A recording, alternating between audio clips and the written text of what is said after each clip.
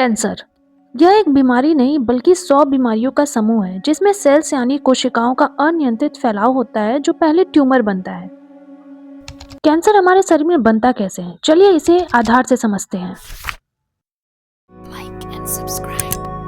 हमारे शरीर में 78 अंग यानी ऑर्गन्स होते हैं और सभी एक दूसरे से जुड़े भी होते हैं। हर अंग दो या दो से अधिक उत्तक यानी टिश्यू से बना होता है। टिश्यूज कोशिकाओं का समूह होता है।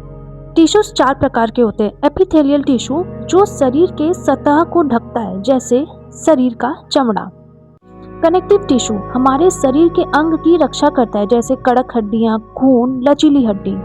मसल्स टिश्यू यानी मांसपेशियों के उत्तक शरीर को चलाने के लिए बल उत्पन्न करते हैं जैसे हृदय और कंकाल।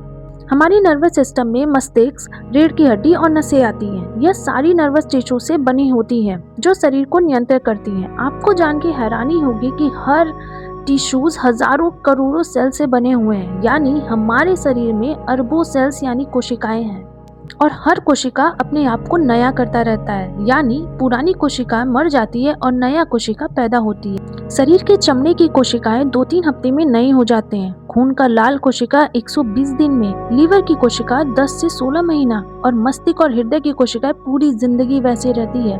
मतलब शरीर की चोट को इतने दिन लगेंगे ठीक होने में, यानी हमारा शरीर 7 से 10 साल में नया हो जाता है। अब समझते हैं कि कोशिकाएं पैदा कैसे होती हैं। इससे पता चलेगा कैंसर बनता कैसे है। उदाहरण के तौर पर खून की लाल कोशिकाएं लेते हैं। कोशिका के अंदर लंबी सी लाल रंग की जो चीज है उसमें ऊर्जा बनती है। नीली रंग में ज्यादा खाना और ऊर्जा स्टोर होती है। इस छोटे से बिंदु में प्रोटीन बनता है जैसा जैसा डीएनए निर्देश देता है और इस पीली वाली में प्रोटीन को पैक कर कोशिका के बाहर भेजा जाता है। बीच में न्यूक्लियस होता है जिसमें कोशिकाओं को दिमाग भी कहा जाता है और इसी में डीएनए इंस्ट्रक्शंस भी होते हैं। डीएनए का यह निर्देश माता पिता से बच्चों में आता है।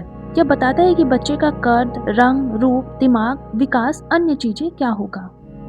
याद रहे, कोशिका का विभाजन होने से पहले डीएनए का विभाजन होता है और इसी तरह दो कोशिकाओं में एक जैसे डीएनए होते हैं, परंतु कभी कभी डीएनए के विभाजन में गलती हो जाता है और इसी गलती की वजह से जो नई कोशिकाएं बनती है वो खराब होती है और इसी को कैंसर सेल कहते हैं। और जब यही कैंसर कोशिका बढ़ने लगती है तो उस जगह पर ट्यूमर बन जाता है।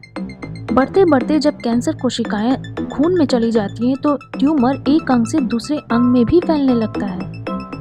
डीएनए के विभाजन में गलती होता कैसे है?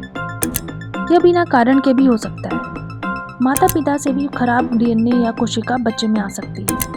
आसपास की खतरनाक वस्तुओं से भी हो सकता है, धूम्रपान से भी हो सकता है, शराब पीने से भी हो सकता है और सूर्य के आने वाली यूवी लाइट से भी हो सकता है, केमिकल से जो 500 वस्तु में भी पाई जाती है।